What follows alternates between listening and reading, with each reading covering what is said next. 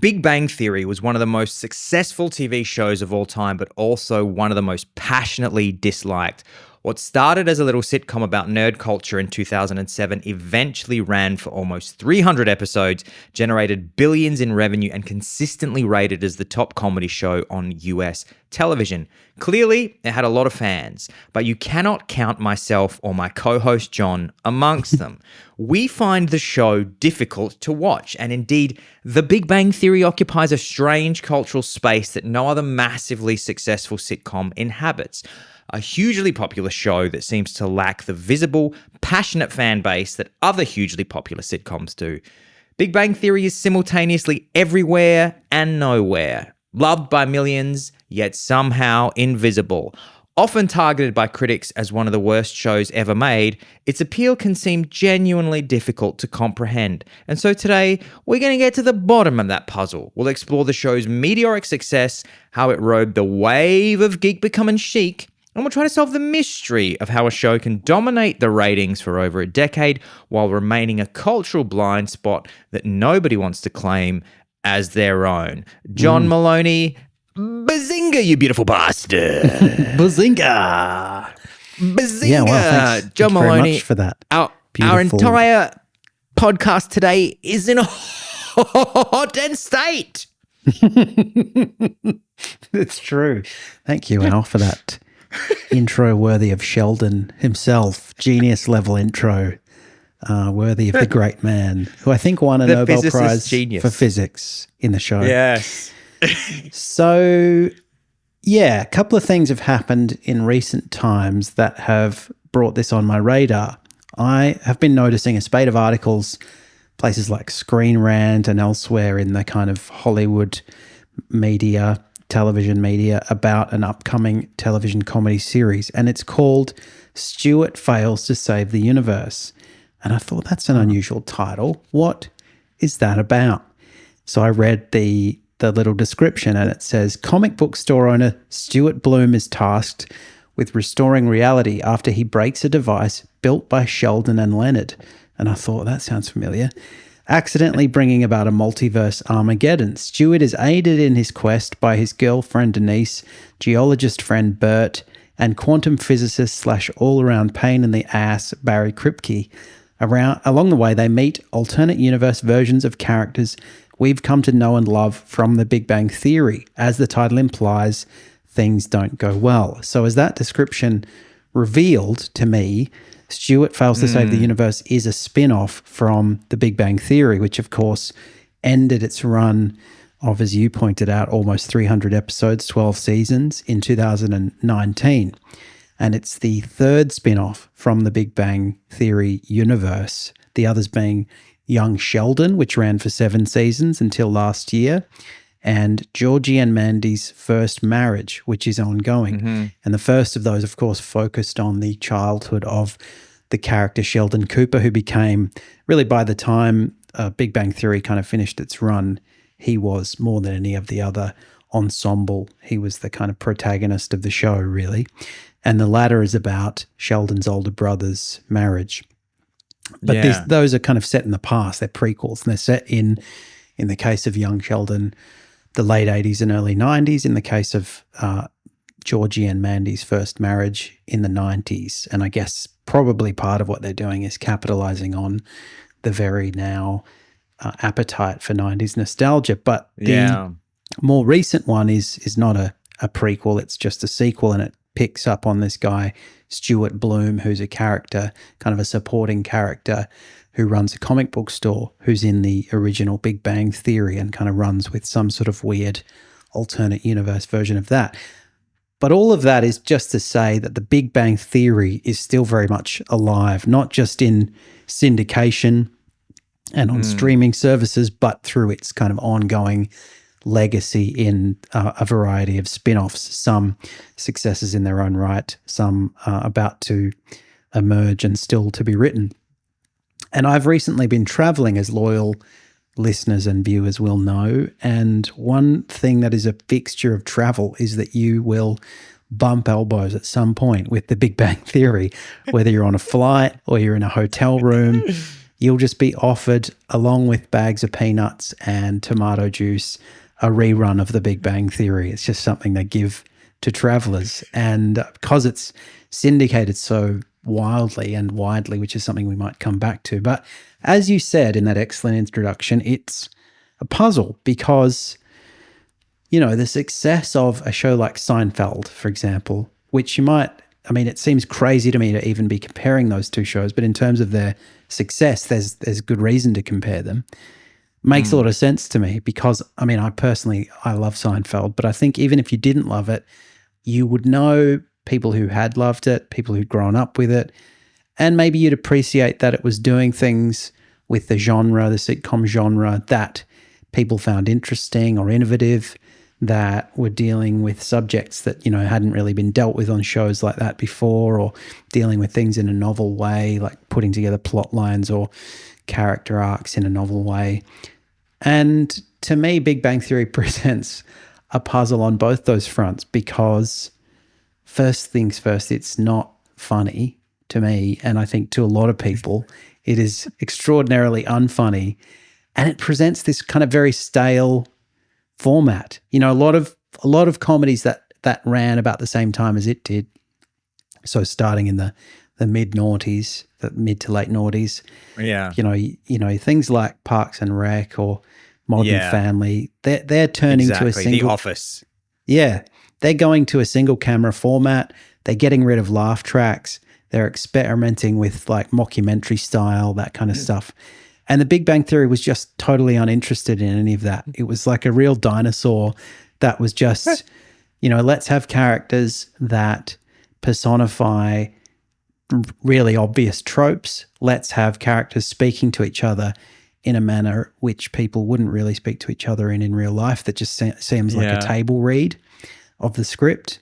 And you've got this real rhythm of setup, punchline, laugh track, setup, punchline, laugh track. Apparently it averages something like 4.3 jokes a minute, which is lower than some shows, but it's significantly higher than, say, a show like Curb Your Enthusiasm. You're looking at about 2 jokes a minute, 2 laughs. Wow. This is fascinating. I've never even thought of this, John, like jokes per minute, JPMs. Yeah, exactly. Lols per minute. It's got, and some shows like, for example, 30 Rock apparently is a little bit higher. It's about 4.6, but it's pretty, so it's kind of not too fast, but not too slow.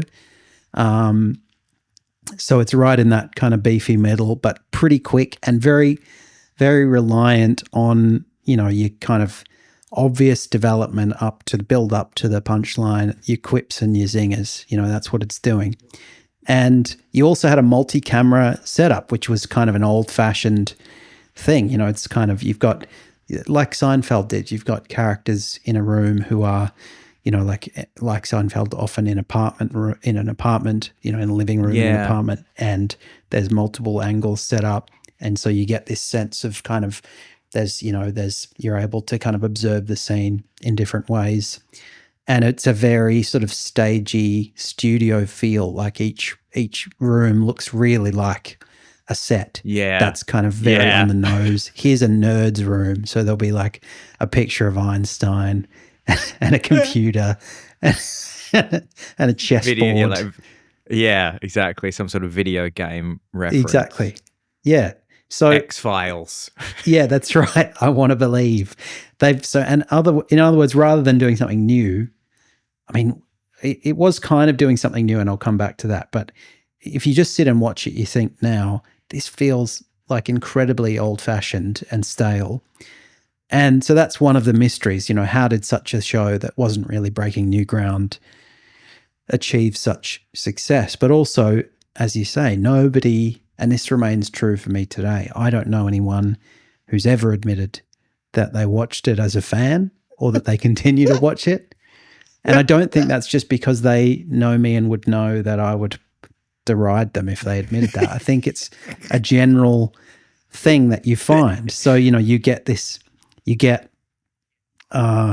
people saying, people like critics, so Reese Goodall at The Bore in 2021, he said at one point the series was the highest ranked show on TV in terms of viewing figures, yet you'd struggle to find someone who openly admits to liking it.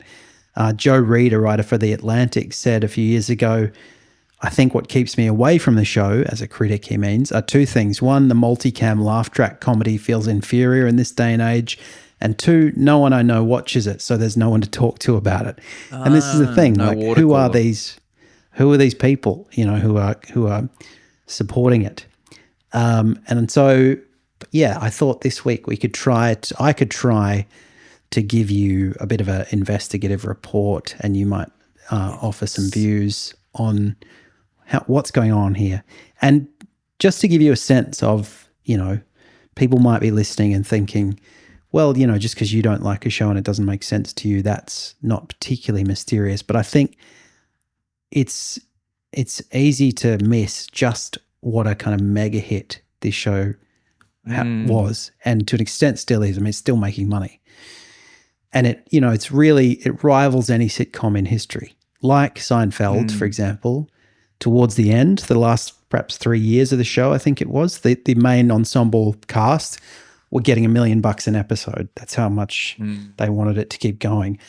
And like Seinfeld, it didn't end because it was cancelled. It ended because the protagonist, in this case Sheldon, wanted to move on to other projects. So the final episode got around 24 million views, almost 25 million views in the US alone. And so people loved it right up until the end. And you get this kind of, I'll come back to this in a moment, but you get this sort of slow build initially, but then by about 2014, the premiere of the season is getting 18 million viewers, and they're tuning in those kinds of numbers each week.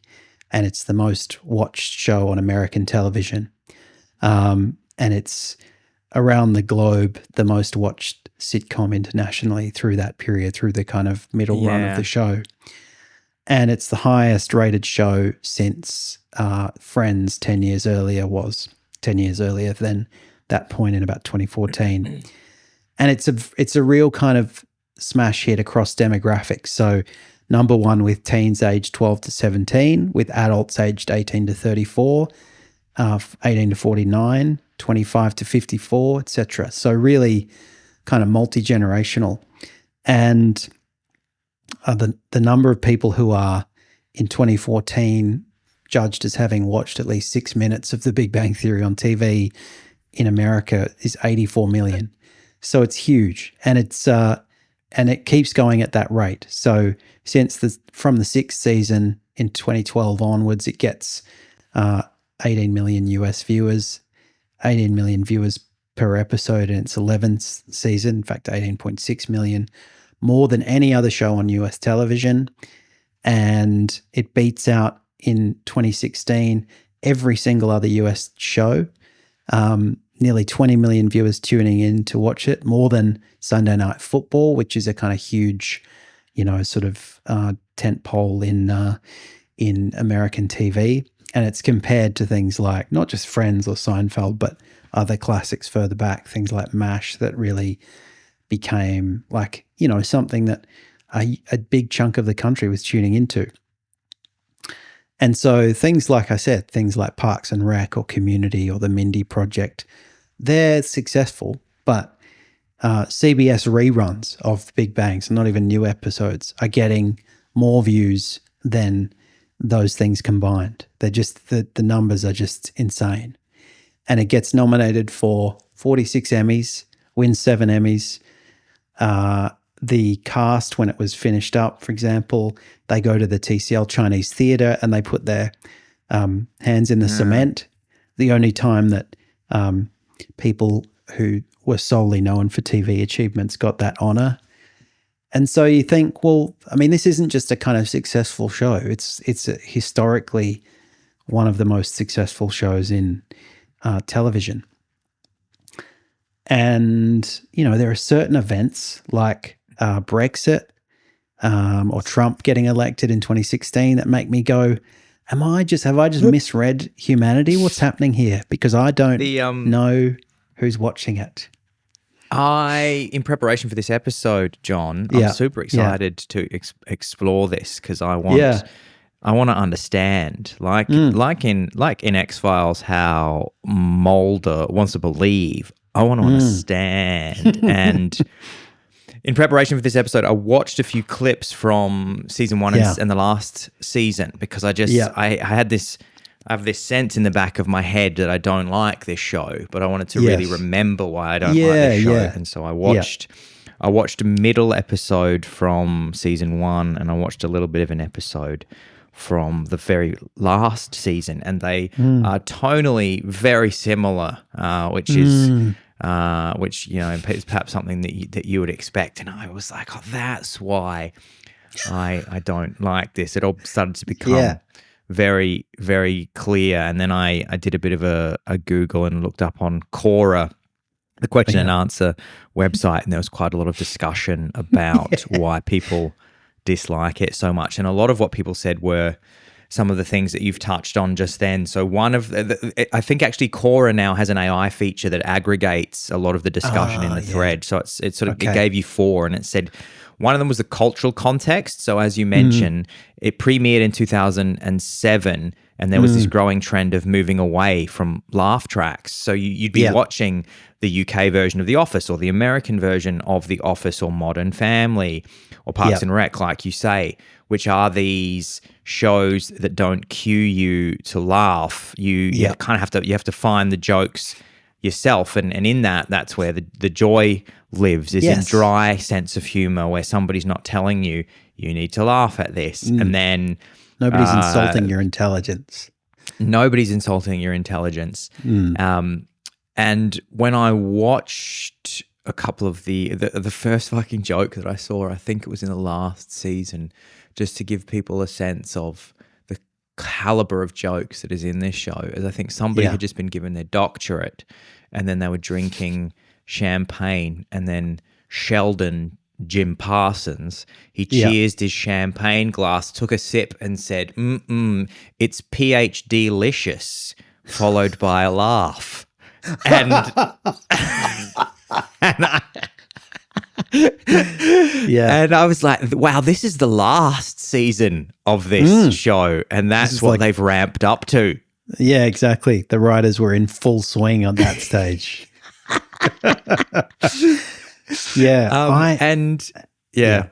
And you find on those Quora threads, or Reddits or whatever, people going, why is this terrible show so popular?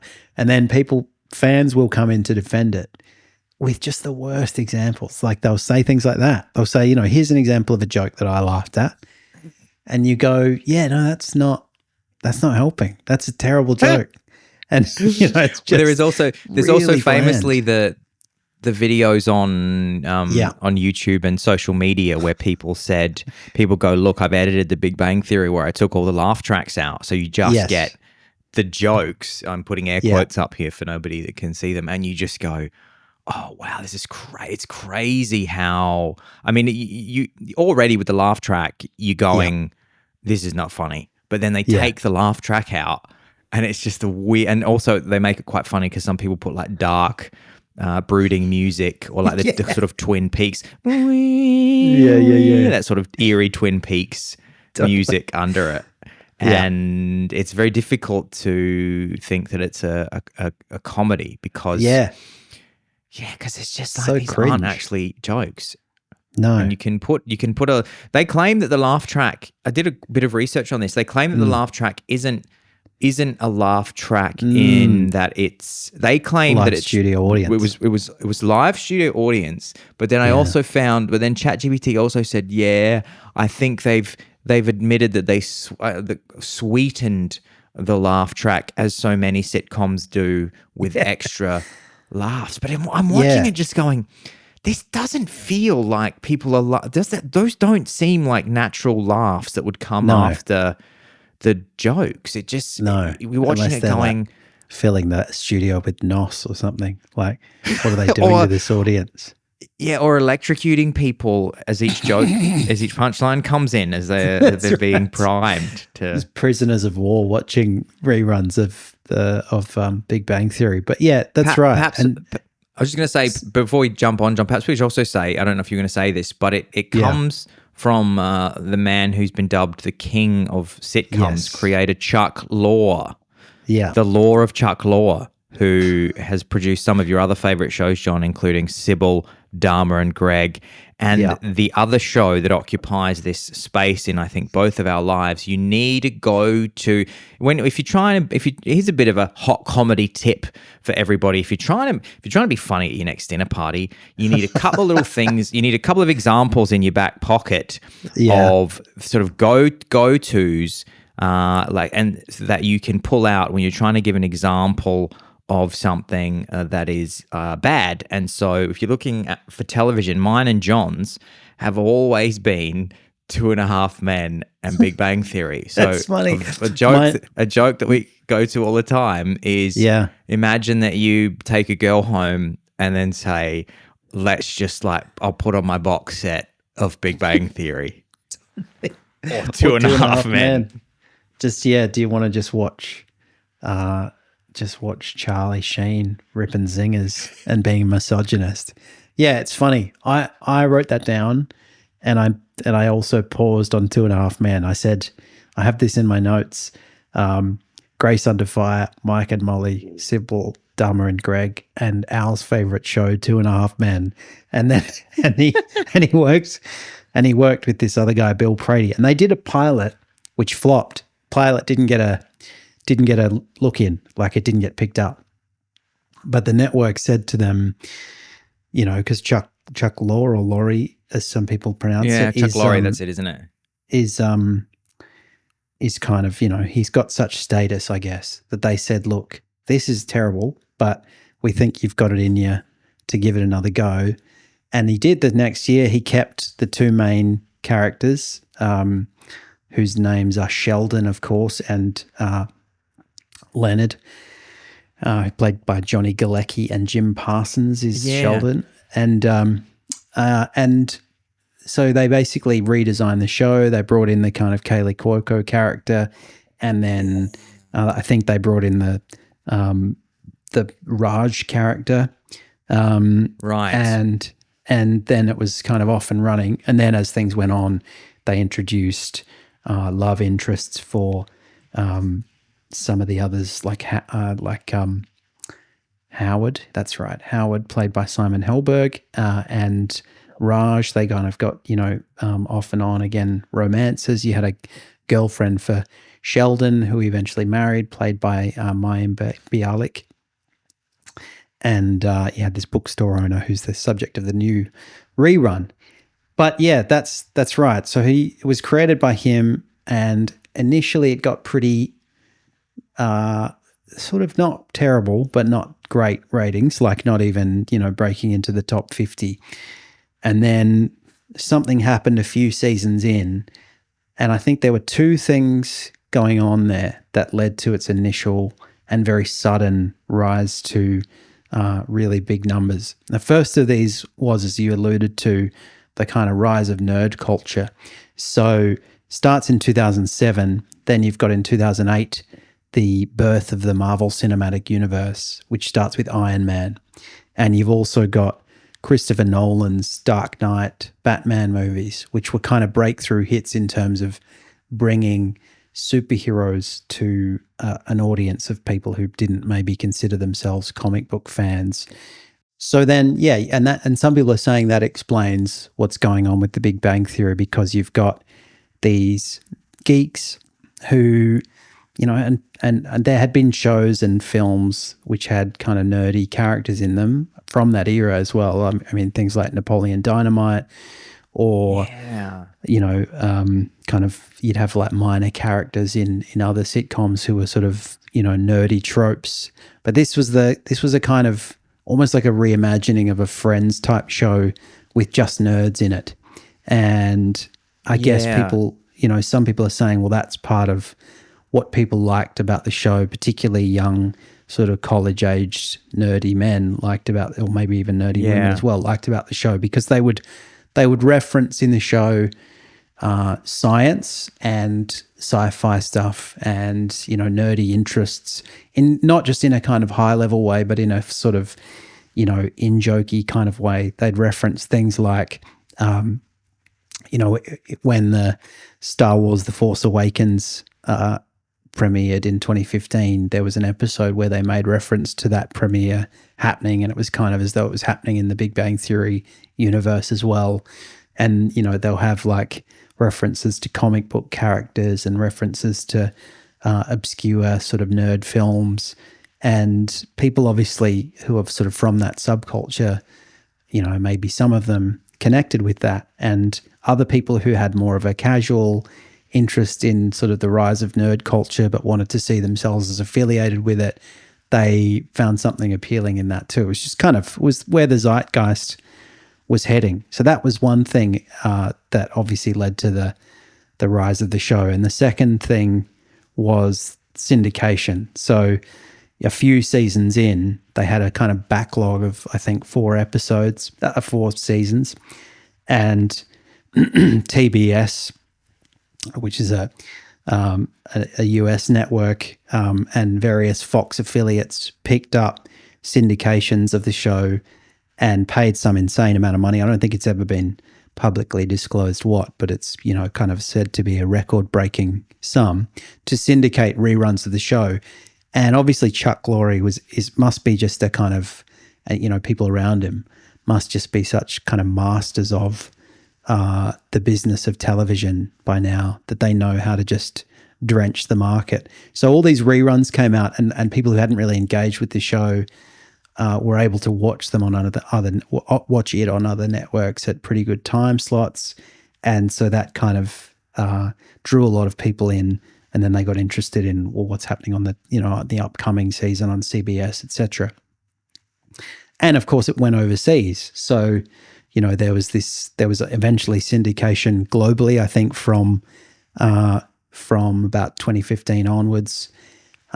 Notably, there was a syndication to China, and it was one of the first US sitcoms to be really to be put out there, I think, under some fairly rigorous censorship or that vetting laws. And initially they had, in 2014, they tried to do it and the CCP had banned it. And some people, there's a kind of whole episode in that really, because there's speculation that the CCP was trying to clamp down on nerd culture and didn't want it to become too powerful. And because maybe it was breeding the wrong kind of young man. And but there was a bit of a groundswell from kind of college educated fans of the show, which led to the relenting of the censor and then the release of that show in Big Bang Theory in 2015, which obviously, in the Chinese market and other overseas markets it's just talking about kind of squillions of views and dollars. So that's kind of part of the meteoric rise, is that combination of clever marketing and the rise of nerd culture. But what's interesting about that, I think, to me, is that's also part of the reason why people grew to really hate the show, particularly online, and why there's this kind of like one side of the puzzle is who's watching it, who likes it, but also like why do people hate it so much? Because it's really, some people don't like Modern Family or Seinfeld or whatever, but it's rare that you get such a successful show where there's just article after article saying this is just literally the worst show ever. And and I think part of that is also a kind of backlash that has to do with nerd culture, and some people have commented on that kind of cultural shift. So you had this sort of characters that were based on nerdy tropes. They're socially awkward. They can't talk to women. They have like episodes of social anxiety. They have kind of really sort of nerdy, insular lives, and they drop a lot of lingo about Star Wars and Star Trek and whatever.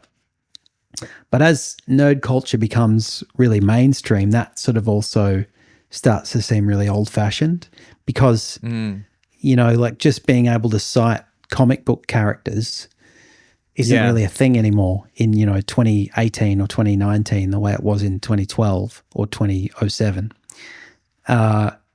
because everyone is kind of much more invested in nerd culture than they used to be.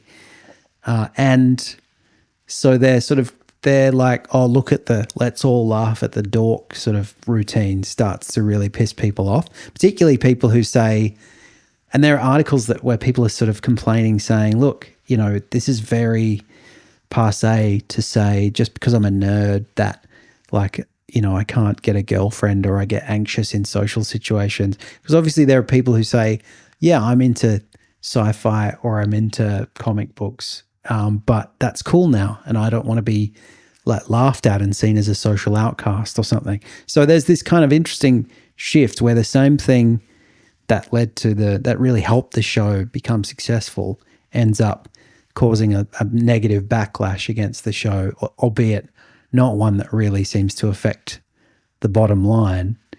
And I think that's partly, I don't know, I don't fully understand that kind of who's watching it question, but I think one critic sized it up well when he said, you've got this kind of, he says, it's a TV show about geeks pitched squarely at an audience that occasionally likes to think it's geeky because it went to see Thor 2.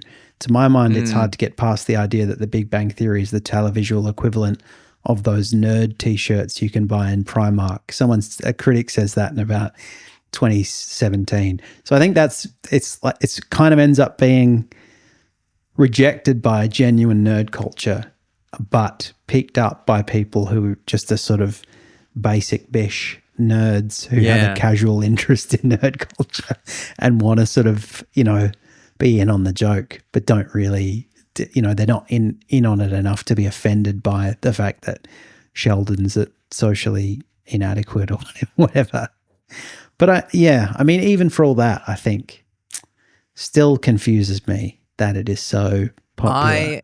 I think that I think the reason that it frustrates me is because I feel like through the fact that it's on television and through the fact that they are meant to be sort of beloved, relatable characters, and the fact that there's like a laugh track at their bad jokes, the reason it irritated me so much is because I felt like somebody was saying to me, hey, this is interesting. These nerds are funny and interesting and you should be laughing along with them, and aren't they? And look, they also get hot girlfriends. And I was kind of like, I don't really think this is the vehicle for nerds. No. At least not without some very, very clever writing, because the thing that makes nerds is that they are socially awkward and they are kind of unfunny except to one another. They use in-jokes and references to one another.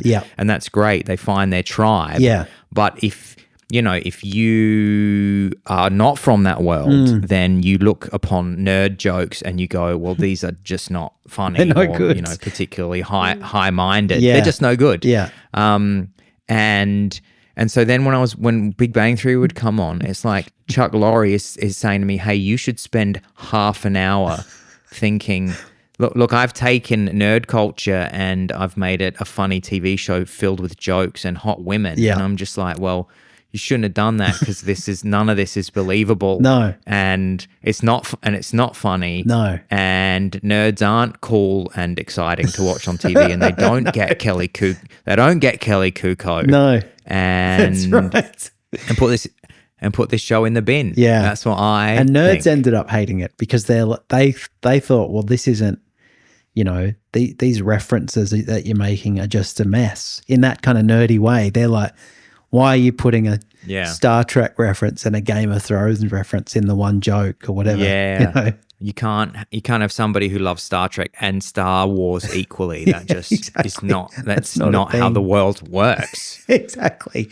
Yeah. So the depressing, tentative view that I think I'm arriving at, and you can tell me if you share it, is just that there's a couple of things going on here. One, Chuck Lorre is a very clever businessman who's just drenched TV with this show in a way that maybe you couldn't do now because, people have moved even further away from TV in the last 6 years.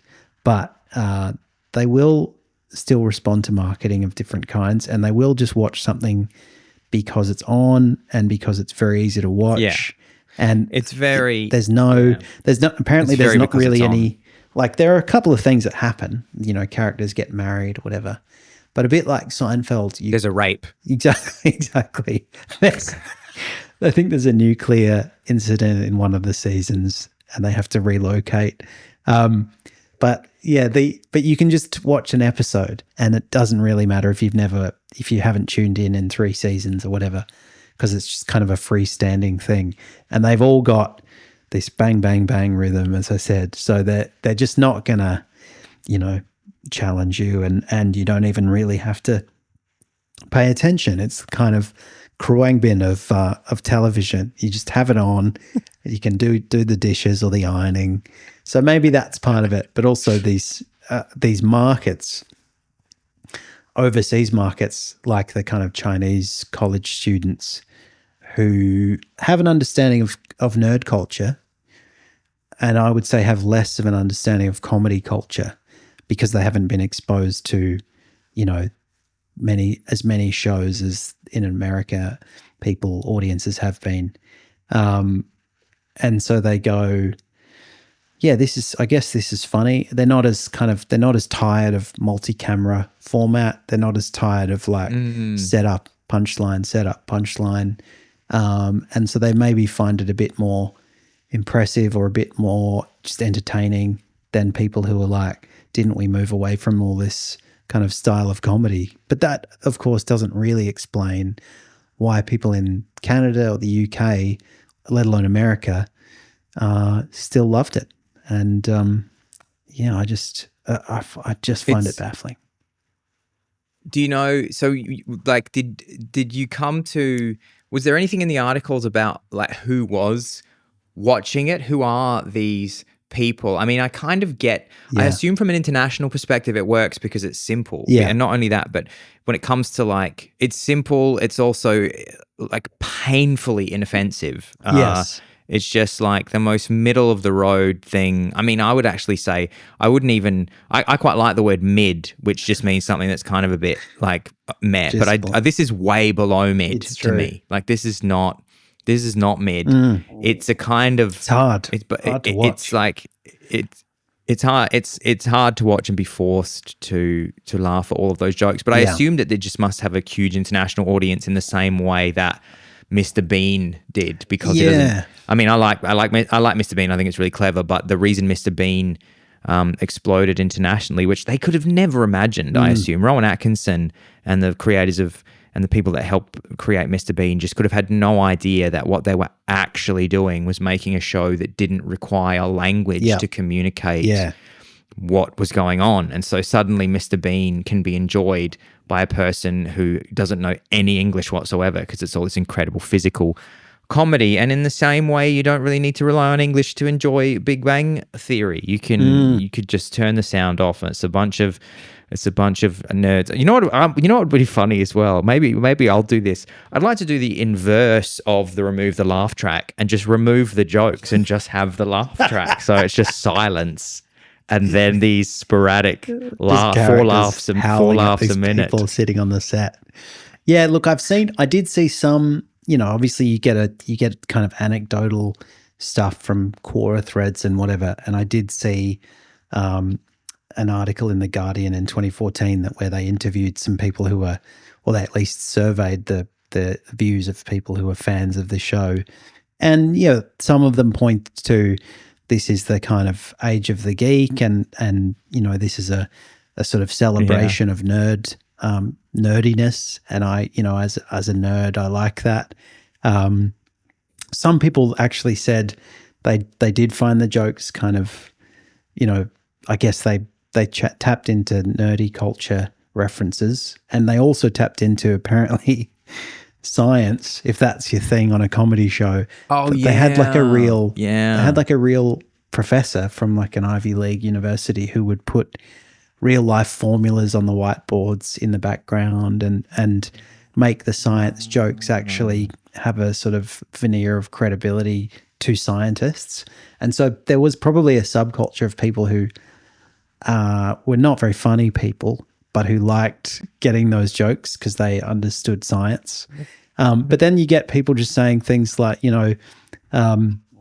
that the characters are just nice people, and Yes. and I just like that, you know, they're relatable to me. This, you know, this sort of people who are like, you know, and there's kind of comment from The Guardian in that article about, or from the Gawker, cited in the Guardian article, saying from Gawker, I should say, saying this is basically a kind of antidote for anything sort of culture war-y, because it's just very sort of outside of time, and, you know, nobody's saying anything kind of particularly edgy or challenging or like morally complex. It's just, you know, if you want to switch your brain off in a trying decade, which maybe people did, then I guess it was a thing. But I can imagine sort of just middle America, people who weren't particularly, like, they didn't really value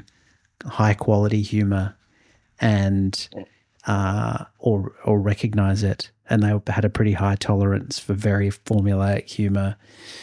And I think the sad reality is probably if you're clever enough at marketing the show so that it's just on in front of those people, then you'll get major viewers, because you know, it's less about giving those people a high quality product, and it's more about just catching them when they're watching it.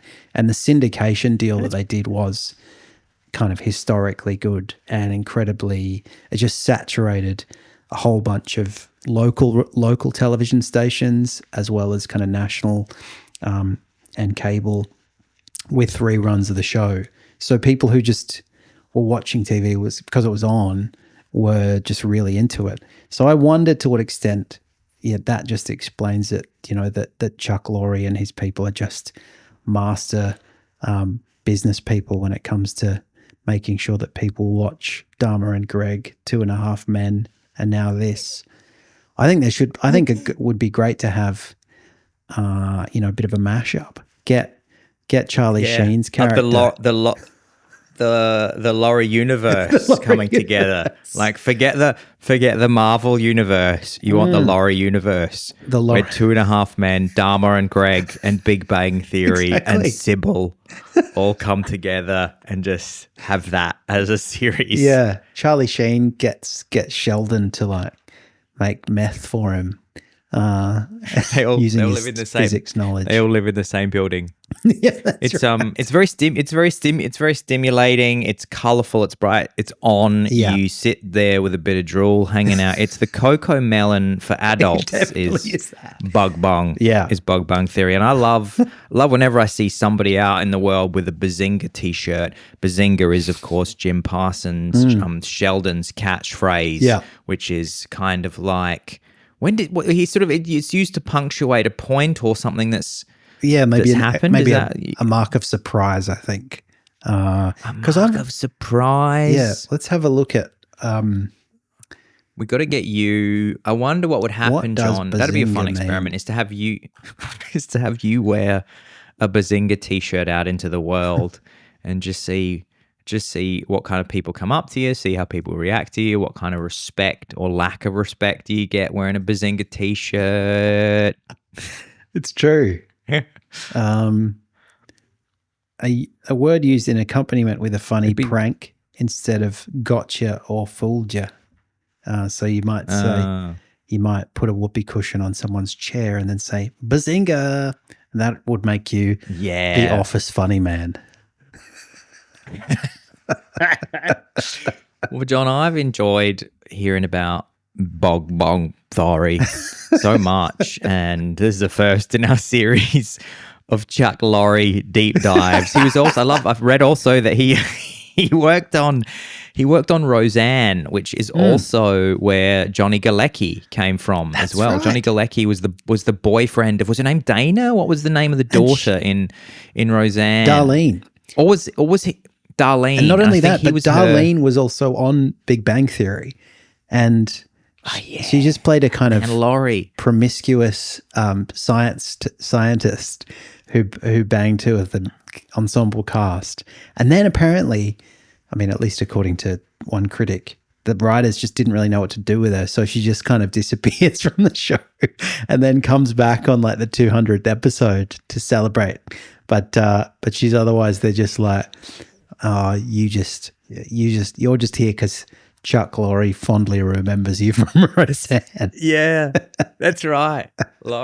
I love that Laurie verse. He's just got he's the Laurie verse is definitely the show that I want to see. I want old Roseanne characters in Big Bang Theory with Dharma and Greg. I only realized reading, I'd completely forgotten about Dharma and Greg and the lady that was in it. I was just looking her up in the research for the show, and it's funny because I only have understood as an adult that Dharma is connected to Buddhism and is a spiritual term, but I didn't realize that when the show came out. I just thought, oh yeah, it's a woman's name, and then I go, oh, of course, because she was a hippie. Yeah, her parents were hippies. That's why she's called Dharma. That's right. And Dharma, get down from crazy. There. She's such an uncontrollable free spirit. Yeah, and that it is worth watching the show if you can sit through it because of the star power. I mean, you've made reference to Sarah. Is it named? I think it's Sarah Gilbert. Sarah Gilbert, who plays Leslie Winkle on the show, who played Darlene in Roseanne. Johnny Galecki, who everyone will remember as the son. But if you watch carefully, you will also notice the likes of Brian Posehn, who's kind of pivoted from outsider comedy to just being in shit sitcoms, and I think he's slated to be in the rerun. In the spinoff.